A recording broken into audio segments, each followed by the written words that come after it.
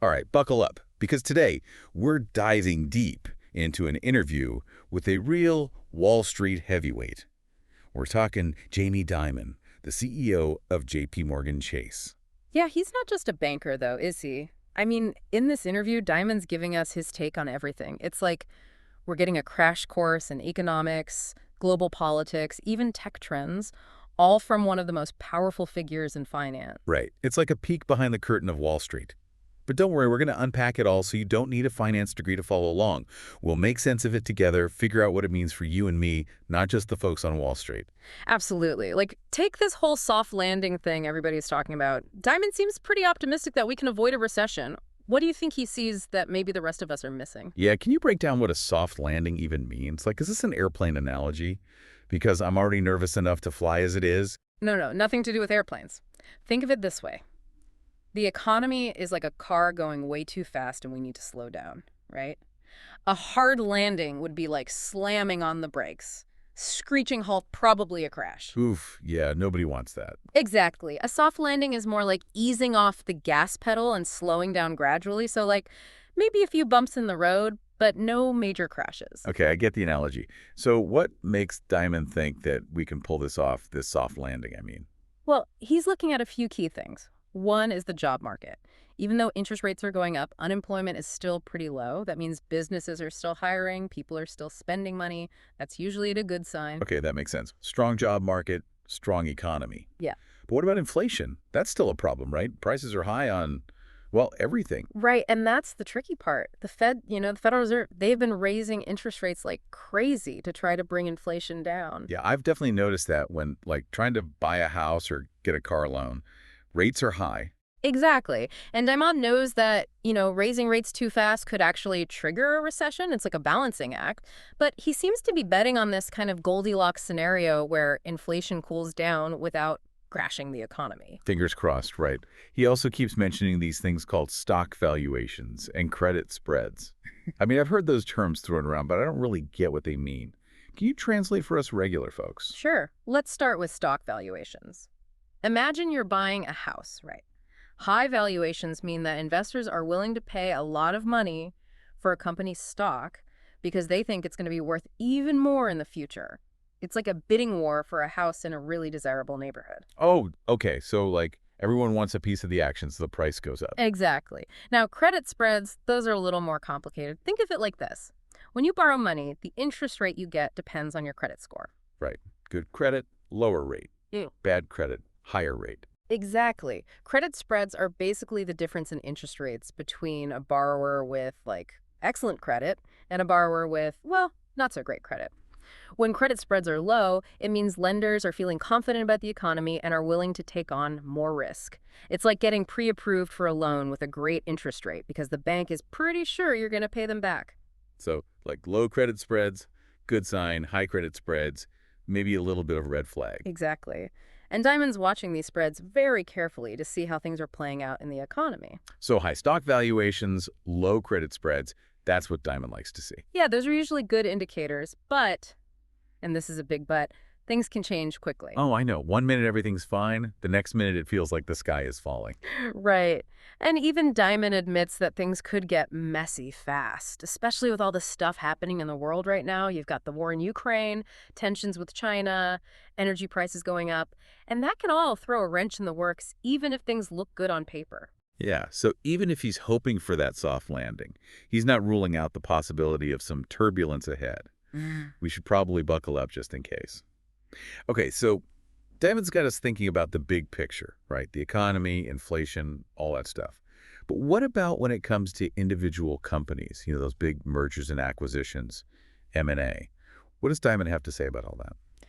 Yeah, it's interesting. He seems to have mixed feelings about it. Like, on one hand, he thinks that all the regulations are slowing things down, especially in the banking industry. Makes sense. I mean, more rules, more paperwork, more headaches. Yeah, exactly. And he thinks all that red tape could actually hurt growth. Okay, but I'm also thinking, don't we need those regulations? Like, especially when it comes to banks, you don't want those getting too big and powerful, right? Right. There's definitely a balance to strike. You've got regulators like the FTC, the Federal Trade Commission, and their job is to keep things fair, make sure no one company gets too much power. Right, because if a company gets too big, it could, like, squash the competition, jack up prices, that kind of thing. Exactly. And that's what the regulators are trying to prevent. They want to make sure there's a level playing field for everyone. So it's like companies want to grow, they want to expand, but regulators are there to keep them in check, make sure they're not getting too greedy. Right. But Diamond makes this interesting point, right? He's saying that if we regulate too much, we could actually make the U.S. less competitive globally. Oh, I see. So like if our banks can't merge and get bigger, they're going to fall behind the banks in Europe and Asia. Yeah, that's what he's suggesting. He even thinks that some mergers could actually be good for the economy, make our financial system stronger. I guess it depends on who you ask, right? Some people think bigger is always better. Others think it's a recipe for disaster. It's a tough one. But speaking of tough topics, let's talk about something that Diamond's been really vocal about, the national debt. Oh, yeah, that's a big one. And Diamond is definitely worried. He keeps talking about this thing called the debt to GDP ratio. Yeah, I remember hearing about that in, high school economics. But honestly, I have no idea what it means. Okay, so think about it like this. You have a credit card, right? And if your credit card debt is bigger than what you make in a year, well, that's probably not a good sign. Right, you're in trouble. Exactly. The debt to GDP ratio is kind of like that for a country. It tells you how much money the government owes compared to how much the whole country produces, in goods and services. Okay, so high debt to GDP ratio, bad. Low ratio, good. Right. And the U.S. ratio right now, well, it's not looking so good. Diamond's worried that if we don't get our spending under control, it could lead to all sorts of problems down the road, like higher interest rates, slower economic growth. Yeah, I mean, no one wants to see their taxes go up or their savings lose value, right? Exactly. And that's why Diamond's been calling on lawmakers to do something about this, get the debt under control, make some tough decisions. But that's easier said than done, right? Oh, yeah, for sure. It's a super complex issue with lots of different opinions on how to fix it. Diamond even suggests, creating a special commission, a bipartisan one, so you've got people from both sides of the aisle working together to figure out a solution. Okay, but that's a pretty tall order in today's political climate, right? Yeah. Everyone's so divided. I know, right? It's almost like he's saying, hey, can we all just get along and fix this thing? But I do think he raises a good point, We have to think about the long term, not just what's going to get us reelected next year. Absolutely. And Diamond doesn't just stop there. He also has some thoughts about the government itself, like who should be running it. Yeah, he's pretty outspoken about that. He thinks that the government could benefit from having more people with, business experience. So fewer career politicians and more folks who've actually run a company. Yeah, exactly. His argument is that people from the business world, they're used to making decisions, managing budgets, dealing with real-world consequences, skills that he thinks would be valuable in government. Okay, I get that, but I'm also thinking, isn't government different from business?